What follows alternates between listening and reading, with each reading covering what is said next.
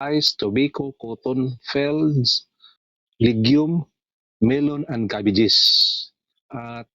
Registered with the Fertilizers and Pesticides Authority pursuant to PD 1144, FPA registration number 031-009-075.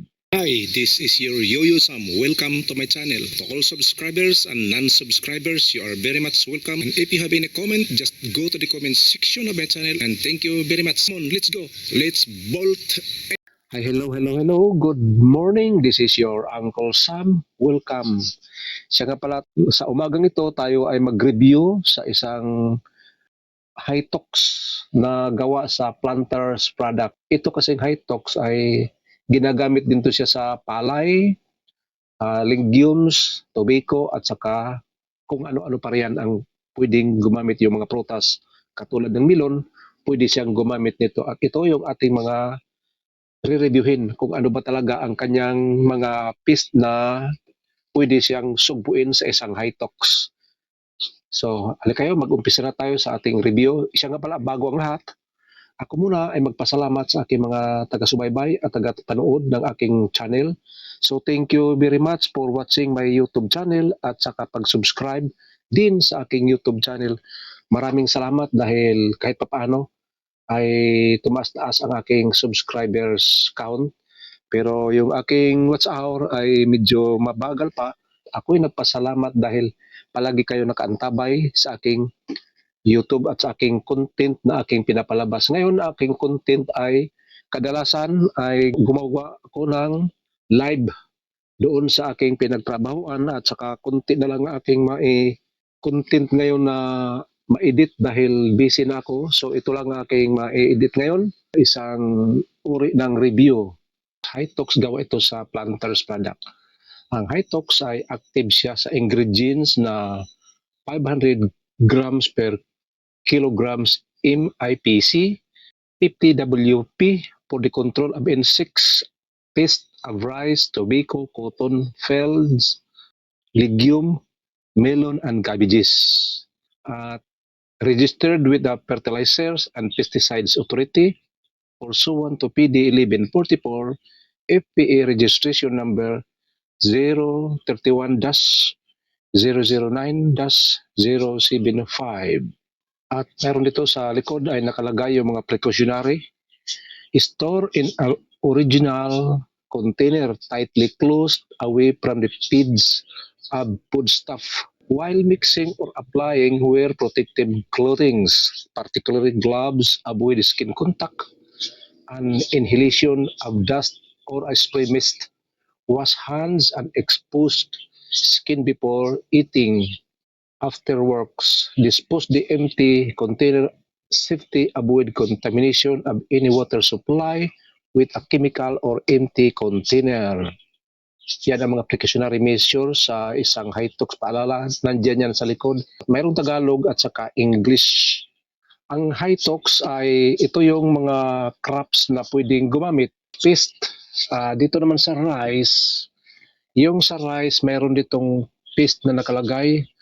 Leaf hoppers, plant hoppers, and cutworms. Rate per 16 liters of waters, 1.5 to 3.5 tablespoon. Ito yung timplada sa isang per 16 liters. Application, spray as the pest appears. Repeat up to 10 days or 14 days interval. Do not use 10 days before or after propanel, herbicides, or field of legumes. Sa field of legumes, ito yung coffee, mung bean, soybeans, at ito yung mga pest na nandito sa legumes. Leaf folder, sting borer, bean fly, and squash bugs. Yung rate per 16 liters of water, 1.5 up to 3 tablespoons. Application, start spraying when the pest appear and repeat it at 5 to 7 days interval or as needed. Yan, pwede ka gumamit kung kailangan, pwede ka mag-interval. 5 to 7 days. Dito naman tayo sa tobacco. Sa tobacco, ang mga pest naman doon ay budworms and aphids. Ang tablespoon per 16 liters, 1.5 up to 4 tablespoon per 16 liters. Application: start spraying when the worms and snails. Repeat application as 7 to 10 days intervals. Sa kuto naman, ito yung leaf hofer. Rates of per 16 liters of water, 4 to 7 tablespoons. Sa application, spray within the pest appears. Repeat at 5 to 7 days interval. Sa mga prutas, ito yung melon. Yung mga pest ay yung aphids at saka squash bugs. Ang rate per 16 liters ay 1.5 to 3.5 tablespoon per 16 liters. Application: start spraying when the pest appear and repeat it 5 to 7 days interval as needed. Dito naman ito sa cabbage. Sa cabbage, yung mga pest ay yung diamondback moth, cutworms, aphids, and cabbage worms. Tablespoon per 16 liters ay 1.5 to 3.5 tablespoon per 16 liters. Application: start spraying when the pest appear and repeat it 5 to 7 days interval or as needed. 1 tablespoon equivalent to 10 grams. Re-entry period: do not enter the field within 2 days after spraying. Kung nag-spray ka na, huwag ka nang pumasok pagkatapos ng 2 araw. Antayin mo mga 3 or 4, pwede ka nang pumasok. Pre-harvest interval: stop spraying 10 to 14 before harvest. Huwag ka na mag-spray kung malapit ka na mag-harvest sa iyong palay. 10 to 14 days. 10 to 14 days, huwag ka na mag-spray kasi mag-harvest ka na. Kaya kung mag-spray ka na, maaring malalason o magkaroon ka ng cyanide o ano pa dyan yung mga makukuha mo sa palay o sa mga crops na iyong inisprayan.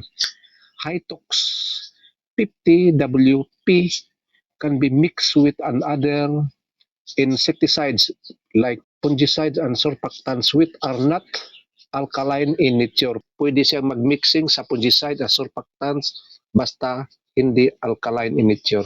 Direction for storage and disposal: store in a cool, dry place away foodstuff. Yan ang mga kanilang mga paalala. So hanggang dito na lang ang aking pesticide review sa isang Hytox. Konti lang kasi itong mga nakalagay dito ng mga crops na pwedeng gumamit sa Hytox. Konti lang sila. So